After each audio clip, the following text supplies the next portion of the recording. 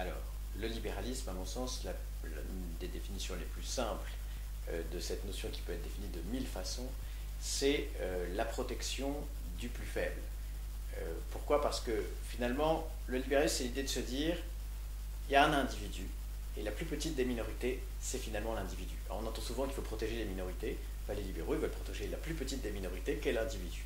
Et cet individu, cette personne, elle est très souvent malmenée par un grand nombre d'approches politiques. L'approche politique de droite va venir la malmener pour faire revenir l'individu à ce qu'on appelle l'état de nature.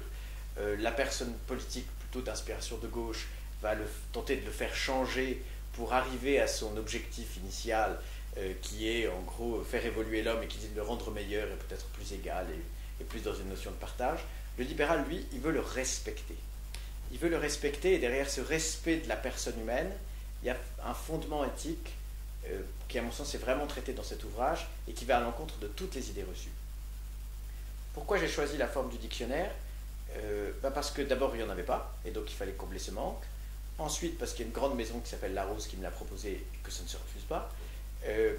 Enfin, parce que je me suis dit que finalement, sur une notion qui est à ce point mal comprise, eh bien, la possibilité de découvrir en 300 entrées, sur des concepts extrêmement variés, de action humaine jusqu'à Max Weber, et sur des sujets aussi variés que des sujets économiques, de profit, de qu'est-ce que l'école autrichienne, de qu'est-ce que l'entrepreneur par exemple, jusqu'à des sujets plus sociologiques, qu'est-ce que sont les marchés cognitifs, mais aussi la démocratie, sous cet angle-là, faite par Raymond Boudon, une entrée sur même jusqu'au libertinisme, y a-t-il des liens entre le libertinisme et le libéralisme, ou l'éducation, l'enfant. Et puis il y a des sujets finalement également plus psychologiques, sur le maternage, on va même dans la littérature.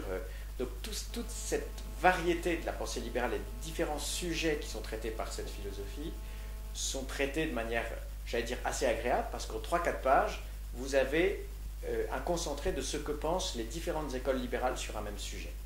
Donc il y a 300 entrées, il y a 65 auteurs, ça n'existait pas, ça n'existe pas plus à l'étranger d'ailleurs, donc il va être traduit dans de nombreuses langues et on est en train d'y travailler.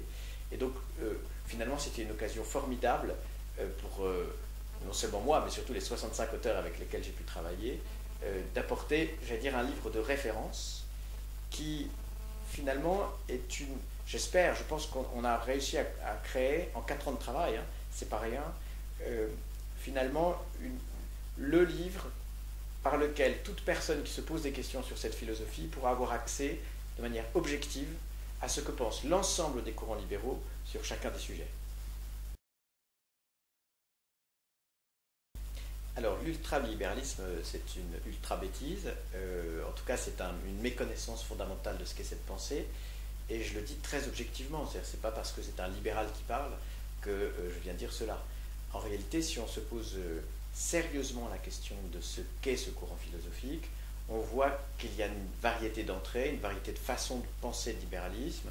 On ne peut donc pas le résumer à la loi du plus fort ou au renard dans le poulailler, comme on l'entend trop souvent, et un peu bêtement. On le voit d'ailleurs dans ce dictionnaire, on part du socialisme libéral, si on regarde les courants intellectuels, jusqu'à l'anarcho-capitalisme, cette philosophie qui va avec Murray Rothbard jusqu'à considérer qu'il ne faut plus d'État parce que toute intervention de l'État est une violation de l'individu et de la propriété de l'individu sur lui-même et sur ce qu'il crée, avec une vision très éthique, mais évidemment très extrême dans la façon de penser. C'est pas extrême au sens extrême droite ou extrême gauche, c'est au sens, ce sont des gens qui vont pousser le raisonnement au plus loin. Mais il y a un vrai intérêt, je trouve, à aller creuser et comprendre quels sont ces différents courants politiques, intellectuels qui sont au fondement de ces réflexions-là. Et en réalité, il y a une variété d'approches entre ces deux pôles, ces deux extrêmes, en quelque sorte, que sont, dans la vision libérale, à la fois le socialisme libéral et l'anarcho-capitalisme. Mais donc ce sont les enfants de Aron, de Hayek et autres. Mais vous savez, en réalité, je pense qu'il ne faut pas découper, on y reviendra peut-être, mais le libéralisme, il ne se positionne pas facilement sur un axe droite-gauche. Il se positionne beaucoup plus facilement, selon ces différentes écoles, sur un axe confiance dans l'État, confiance dans l'individu. Et donc il y a ceux qui vont tout de même, les socialistes libéraux notamment, évidemment, qui vont avoir un interventionnisme relativement fort, et puis il y a jusqu'aux anarcho-capitalistes, où là pour le coup c'est que les individus en quelque sorte. Et je vous rappelle que c'est plutôt une minorité, mais une minorité intellectuellement intéressante. Eh bien, ce livre permet de découvrir la richesse, la variété, l'actualité de cette pensée qui est en permanence mouvante. Il y a des débats entre eux, et donc on voit bien sur chaque sujet les points d'accord, j'allais dire, entre les différentes écoles, mais aussi les points de divergence qui permettent de faire tomber les idées reçues. Et quand on parle d'ultralibéralisme, c'est en réalité parce que ce sont des gens qui sont dans un combat plus politique qu'intellectuel, hein, j'allais dire même plus politicien qu'intellectuel, et qui viennent immédiatement jeter l'opprobre sur une pensée pour qu'on n'ait même pas à se poser la question de ce que c'est vraiment.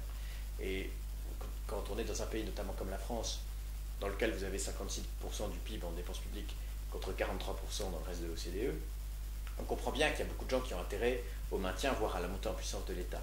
Et donc les libéraux dérangent. Et je crois que toute personne qui en général utilise ce terme ultralibéral est, si ce n'est malhonnête intellectuellement, du moins pas très cultivée. Et j'espère que ce livre leur permettra de dépasser tout cela.